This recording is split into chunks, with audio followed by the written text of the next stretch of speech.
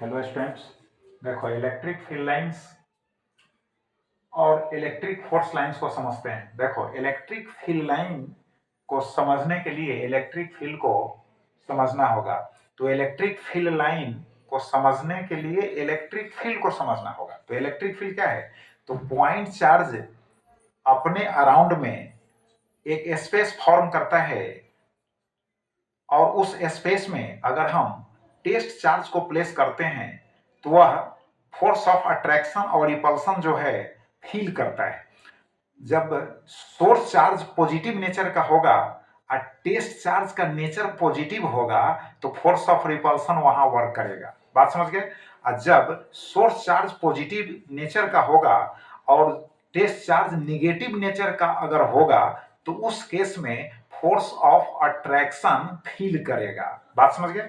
तो इतना तो समझ में आ रहा है आपको कि पॉइंट चार्ज और सोर्स चार्ज अपने चारों तरफ एक स्पेस फॉर्म करता है और उस स्पेस को हम कहते हैं इलेक्ट्रिक फील्ड। क्लियर हो गया? अब उस इलेक्ट्रिक फील्ड में अगर हम टेस्ट चार्ज को प्लेस करते हैं तो वह फोर्स ऑफ अट्रैक्शन और रिपल्सन है ना फील करता है। वह उसके नेचर पर डिपेंड करता है। क्लियर हो गया? अब देखो, इलेक्ट्रिक फील्ड लाइन क्या है? इलेक्ट्रिक फील्ड में अगर स्मॉलर पॉजिटिव चार्ज फ्रीली जिस पाथ से होकर मूव करते जाते हैं उसी पाथ को हम कहते हैं इलेक्ट्रिक फील्ड लाइन। डिफिनीशन के रूप में मैं बतला रहा हूं आपको, electric field lines are imaginary lines which are produced on positive charge and end on negative charge. Clear हो गया? Electric field line does not form a closed loop because it is produced on positive charge and ends on negative charge. जो positive charge पर produce होकर negative charge पर समाप्त हो गया तो फिर निगेटिव चार्ज से आने का सवाल कहां है? तो क्लोज लूप बनाया नहीं। बट एक बात याद रखिए, magnetic field lines form close loop. Magnetic field lines form close loop. Magnetic field lines जो होती हैं क्लोज लूप बनाती हैं। कैसे? तो देखो, magnetic field lines north pole से साउथ पोल की ओर आउटसाइड द मैग्नेट जाती हैं, फिर साउथ पोल से नॉर्थ पोल की ओर इनसाइड मैग्नेट आती है। इसका मतलब है कि मान लो कि यह बार मैग्नेट है, नॉर्थ पोल इस छोर के करीब होगा, साउथ पोल इस छोर के करीब होगा, तो नॉर्थ पोल से साउथ पोल की ओर मैग्नेटिक फील्ड लाइंस बाहर में जाती हैं और फिर अंदर में जब प्रवेश करती हैं तो कहां से? साउथ पोल से है ना नॉर्थ पोल तक पहुंचती है और फिर नॉर्थ पोल से साउथ पोल की ओर बाहर में जाती है। तो मैग्नेटिक फील्ड लाइंस जो है क्लोज लूप का निर्माण करती हैं, बट मैग्नेटिक फील्ड लाइंस के जैसा electric field lines close loop का निर्माण नहीं करती हैं। Electric field line curve line भी हो सकती है और फिर स्ट्रेट लाइन भी हो सकती है। जब स्ट्रेट लाइन होगी तो उस केस में फिक्स डायरेक्शन होगा, जब कर्व लाइन होगी तो हर पॉइंट पर अलग अलग डायरेक्शन होगा। तो डायरेक्शन को शो करने के लिए किसी पॉइंट पर टेंजेंट ड्रॉ करना होगा। क्लियर हो गया? वही टेंजेंट उस पॉइंट पर उसके डायरेक्शन को शो करेगा।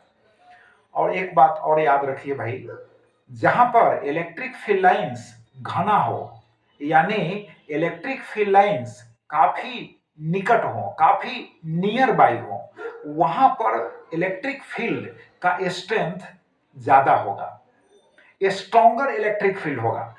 जहां पर इलेक्ट्रिक फील्ड लाइंस है ना डिस्टेंट प्लेस पर होंगे यानी इलेक्ट्रिक फील्ड लाइंस के बीच का जो डिस्टेंस होगा वो ज्यादा होगा, वहां पर इलेक्ट्रिक फील्ड का स्ट्रेंथ जो होगा वीक होगा।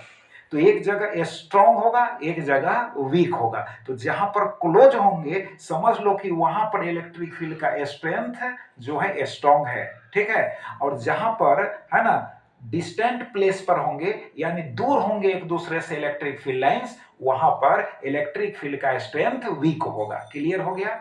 वीक स्ट्रांग क्लियर हो गया? तो अब यहाँ पर तो फिगर हम बनाए हुए हैं, समझा देते हैं। यहाँ तो एक कर्व लाइन बनाए हैं और यहाँ पर टेंजेंट ड्रॉ किए हैं, यहाँ पर भी टेंजेंट ड्रॉ किए हैं। तो यहाँ पर इलेक्ट्रिक फील्ड का डायरेक्शन इस टेंजेंट के लॉन्ग होगा, यहाँ पर इलेक्ट्रिक फील्ड का डायरेक्शन टेंजेंट के लॉन्ग होगा। यहाँ पर है ना यूनिफॉर्म इलेक्ट्रिक फील्ड को दिखाए हैं। देखो स्ट्रेट लाइन यहाँ पर है इलेक्ट्रिक फील्ड, तो फिक्स डायरेक्शन है।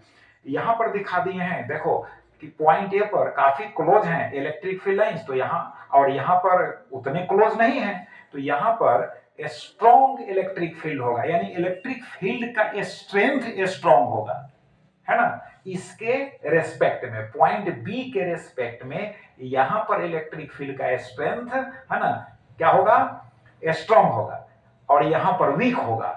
इसको बतला दिए। अब देखो सिंगल पॉजिटिव चार्ज के कारण इलेक्ट्रिक फील्ड को दिखाए हैं, तो एक बात याद रखना, पॉजिटिव चार्ज से फील्ड लाइन आउटवर्ड है ना शो होगा और इंफिनिटी की ओर जाएगा, और निगेटिव चार्ज होगा तो इंफिनिटी से आता हुआ नजर आएगा। यानी देखो यहां पर एरो मार्क दिखा है निगेटिव चार्ज की ओर, यहां लिखे भी हैं minus Q is less than zero, यहां लिखे हैं प्लस क्यू नहीं भी लिखा हुआ है तो इसको प्लस ही क्यू समझो, plus Q is greater than zero.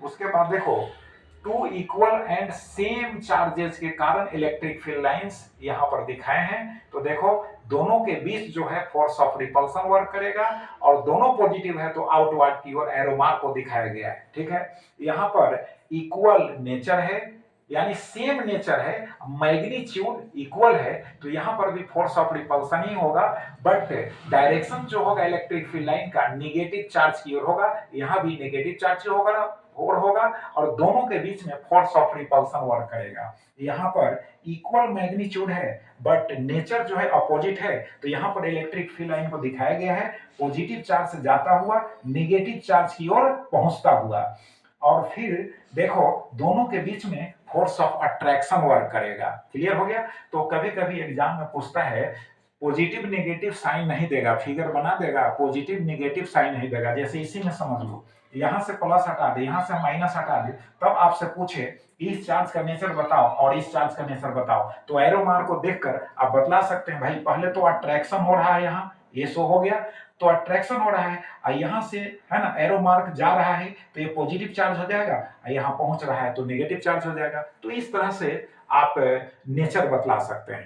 तो आप फिगर जो है इसको बार बार ड्रॉ कीजिएगा तो माइंड में सेट हो जाएगा, डिफिनीशंस को रिवाइज कर लीजिएगा तो वो भी माइंड में रिटेन हो जाएगा। तो चलो अब नेक्स्ट वीडियो मिलते हैं, थैंक यू।